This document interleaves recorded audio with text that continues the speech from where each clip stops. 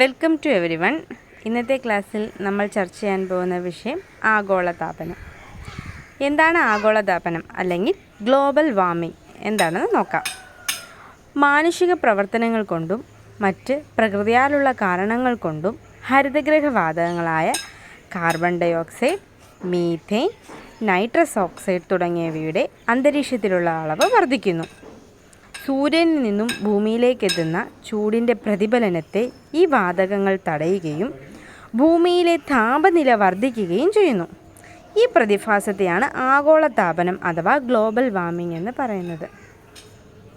അതായത് കൂടുതലായും നമ്മൾ പറയുന്ന മാനുഷിക പ്രവർത്തനങ്ങൾ കൊണ്ട് മാത്രമാണ്. മാനുഷിക പ്രവർത്തനങ്ങൾ കൊണ്ടും പ്രകൃതിയിലുള്ള മറ്റ് കാരണങ്ങൾ കൊണ്ടും ഹരിതഗൃഹവാതകങ്ങളായ കാർബൺ ഡൈ ഓക്സൈഡ്, പ്രത്യേകിച്ചും ശ്രദ്ധിക്കേണ്ടതാണ് carbon dioxide, methane, nitrous oxide ഇവയുടെ അളവ് അന്തരീക്ഷത്തിൽ വർദ്ധിക്കുകയും സൂര്യനിൽ നിന്നും ഭൂമിയിലേക്ക് എത്തുന്ന ചൂടിൻ്റെ പ്രതിഫലനത്തെ ഈ വാതകങ്ങൾ തടയുകയും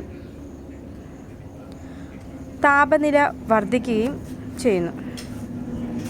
ഈ പ്രതിഭാസത്തെയാണ് ഗ്ലോബൽ വാർമിംഗ് അഥവാ ആഗോളതാപനം എന്ന് പറയുന്നത്.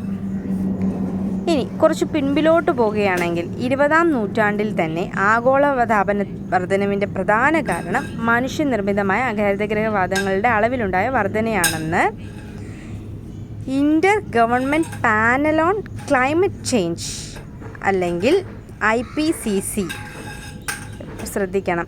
20-ാം നൂറ്റാണ്ടിൽ തന്നെ ഈ ഗ്ലോബൽ വാർമിങ്ങിൻ്റെ ഒരു പ്രധാന കാരണം മനുഷ്യനിർമ്മിതമായ CO2, മീഥേൻ, നൈട്രസ് ഓക്സൈഡ് ഇവയുടെ അളവ് വർദ്ധിക്കുന്നത് കാരണമാണെന്ന് കണ്ടെത്തിയത് Inter government panel on climate change അല്ലെങ്കിൽ IPCC പ്രസ്താവിച്ചിട്ടുണ്ടായിരുന്നു. സൗരവ്യതിയാനം, അഗ്നിപർവ്വതങ്ങൾ തുടങ്ങിയവയെ ഇതിൽ ഒരു ചെറിയ പങ്ക് വഹിക്കുന്നു എന്നും നമുക്കറിയാവുന്നതാണ്. എന്നാൽ 1950 മുതൽ ഒരു ചെറിയ തണുപ്പിക്കൽ സ്വാധീനമാണെന്ന് അന്തരീക്ഷത്തിലുള്ളത് എന്ന് വ്യാവസായിക രാജ്യങ്ങളിലെ ദേശീയ ശാസ്ത്ര അക്കാദമിയിലെ 30 ശാസ്ത്രജ്ഞന്മാരും വിദഗ്ധരും അംഗീകരിക്കുന്നു. എന്നാൽ നിങ്ങൾ ഇവിടാണ് മെയിനായിട്ട് ശ്രദ്ധിക്കേണ്ടത്.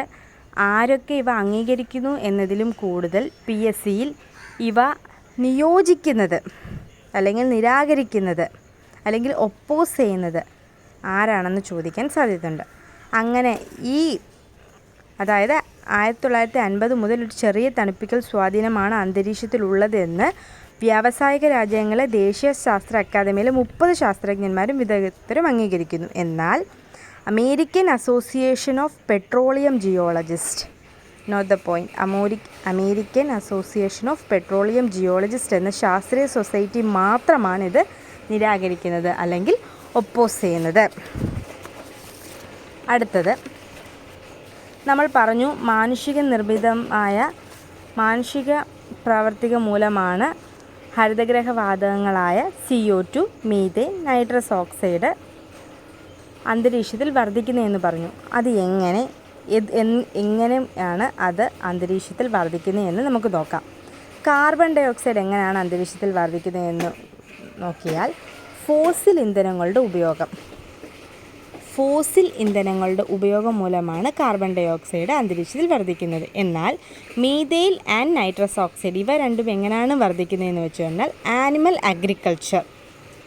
നമുക്കറിയാം, ആനിമൽ അഗ്രികൾച്ചർ മൂലമാണ് മീഥേനും നൈട്രസ് ഓക്സൈഡും അന്തരീക്ഷത്തിൽ വർദ്ധിക്കുന്നത്. ഇനി നമുക്കറിയാവുന്ന അല്ലെങ്കിൽ പഠിക്കാൻ പോകുന്ന കാര്യമാണ് 80% ഹീറ്റ്, ഭൂമിയുടെ 80% ഹീറ്റ് അല്ലെങ്കിൽ താപം ആഗിരണം ചെയ്യുന്നത് സമുദ്രമാണ്. ഇതുമൂലം സമുദ്രങ്ങളിൽ നിന്നുണ്ടാകുന്ന കാറ്റ് ധ്രുവങ്ങളിൽ മഞ്ഞ് ഹിമാനിയും ഉരുകുന്നതിന് കാരണമാകുന്നു. മാത്രമല്ല കാലാവസ്ഥ വ്യതിയാനങ്ങളും ഇവ സൃഷ്ടിക്കുന്നുണ്ട്. ഏറ്റവും വലിയ 4ാമത്തെ മഞ്ഞുമല ലാർസൻ സി.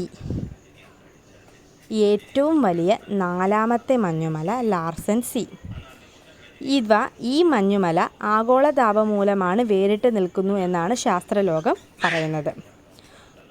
ആഗോളതാപം മൂലം ദരിദ്രരാണ് കൂടുതലും ബാധിക്കപ്പെടുന്നതെന്ന് intergovernmental panel on climate change പുതിയ റിപ്പോർട്ട് പറയുന്നു.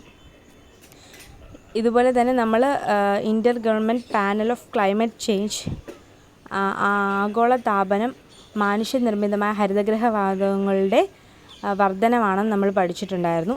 അവർ തന്നെയാണ് പറയുന്നത് ഈ ആഗോളതാപം മൂലം ദരിദ്രരാണ് കൂടുതലായും ബാധിക്കപ്പെടുന്നതെന്ന് ഇവർ പറയുന്നുണ്ട്. ഇതിൻ്റെ പ്രസക്തി കണക്കിലെടുത്ത് ആഗോളതാപനത്തെക്കുറിച്ചുള്ള പഠനങ്ങൾക്കും പ്രവർത്തനങ്ങൾക്കും അമേരിക്കൻ മുൻ പ്രസിഡന്റ് അൽ ഗോറിനും ഐക്യരാഷ്ട്രസഭയുടെ IPCCക്കും 2007 സമാധാനത്തിനുള്ള നോബൽ സമ്മാനം നൽകിയിട്ടുണ്ട്. 2007 സമാധാനത്തിനുള്ള നോബൽ സമ്മാനം ആർക്കാണ് നൽകിയതെന്ന് PSCയിൽ ചോദിച്ചാൽ പറയണം അമേരിക്കൻ മുൻ പ്രസിഡൻ്റായ അൽ ഗോറിനും ഐക്യരാഷ്ട്രസഭയുടെ IPCCക്കുമാണ് 2007 സമാധാനത്തിനുള്ള നോബൽ സമ്മാനം നൽകിയിരിക്കുന്നത്.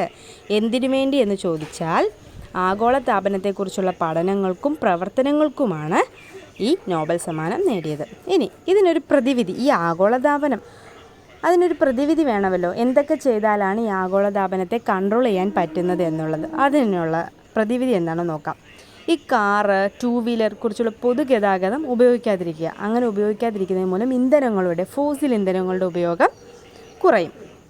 പാൽ പോലും ഉപയോഗിക്കാതെ സസ്യാഹാരം ശീലിക്കുക. ഇത് മീഥെയിൽ കുറയ്ക്കാൻ സഹായിക്കും. നമ്മൾ പറഞ്ഞു മീഥെയിലും നൈട്രസ് ഓക്സൈഡും എന്തിനാണ്? Animal agriculture. ഈ ആനിമൽ അഗ്രികൾച്ചർ മൂലമാണ് മീഥെയിലും നൈട്രസ് ഓക്സൈഡും കൂടുന്നത്. അപ്പം നമ്മൾ എന്ത് ചെയ്യണം? പാല് പശുവിൽ നിന്നാണ് വരുന്നത്, അതൊരു മൃഗത്തിൽ നിന്നല്ലേ വരുന്നത്. അപ്പം പാൽ പോലും ഉപയോഗിക്കാതെ സസ്യാഹാരം നമ്മൾ ശീലിക്കുകയാണെങ്കിൽ ഈ മീഥെയിൽ കുറയ്ക്കാനായിട്ട് സാധിക്കും. അത്യാവശ്യമില്ലാതെ വൈദ്യുതി ഉപകരണങ്ങൾ കുറയ്ക്കുക. മരങ്ങൾ നട്ടുവളർത്തുക. അത് പ്രകൃതിക്ക് വളരെ വളരെ വളരെ ഉപകാരപ്പെട്ട ഒന്നാണ്. മരങ്ങൾ നട്ടുവളർത്തുക. ക്ലോറോ ഫ്ലൂറോ കാർബൺ പുറന്തള്ളുന്ന AC, ഫ്രിഡ്ജ് ഉപയോഗം കുറയ്ക്കുക. ക്ലോറോ ഫ്ലൂറോ കാർബൺ പുറന്തള്ളപ്പെടുന്നു എന്തിൽ നിന്നൊക്കെ? ACയിൽ നിന്നും ഫ്രിഡ്ജിൽ നിന്നും. അവയുടെ ഉപയോഗം കുറയ്ക്കുകയാണെങ്കിൽ അവ കുറയ്ക്കാൻ സാധിക്കും. അതുപോലെ തന്നെ CNGയുടെ ഉപയോഗം പ്രാപ്തമാക്കുക. പ്ലാസ്റ്റിക് നിർത്തുക. പ്ലാസ്റ്റിക് മരം എങ്ങനെ നട്ടുവളർത്തുന്നത് വളരെ ഉപകാരപ്രദമാണോ ഭൂമിക്ക്, അതുപോലെ തന്നെ പ്ലാസ്റ്റിക് നിർത്തുന്നതും അതിലേറെ ഉപയോഗപ്രദമായ കാര്യമാണ്. മലിനീകരണം തടയുക. നമ്മളിതൊക്കെ ഓട്ടോമാറ്റിക്കായിട്ട് ചെയ്യുകയാണെങ്കിൽ മലിനീകരണം ഉറപ്പായിട്ടും തടയും. മറ്റുള്ളവരെ ബോധവൽക്കരിക്കുക. ബോധവൽക്കരണമില്ലാതെ, ഇതിനെപ്പറ്റി എന്താണെന്ന് അറിവില്ലാതെ ജനങ്ങൾക്ക് നമ്മൾ ബോധവൽക്കരിക്കുന്നത് മൂലം ഈ ആഗോളതാപനം തന്നെ നമുക്ക് കുറയ്ക്കാൻ സാധിക്കും. നമ്മുടെ ഭൂമിയെ സംരക്ഷിക്കേണ്ട കടമ നമ്മൾ ഇന്ത്യയിൽ അല്ലെങ്കിൽ ഭൂമിയിൽ പിറന്ന ഓരോ മനുഷ്യർക്കും അവകാശമാണ്. ഇതിലും അടുത്തൊരു ക്ലാസ്സിൽ ഭൂമിയെക്കുറിച്ച് മറ്റൊരു പഠനമായി നമുക്ക് കണ്ടുമുട്ടാം. ബൈ.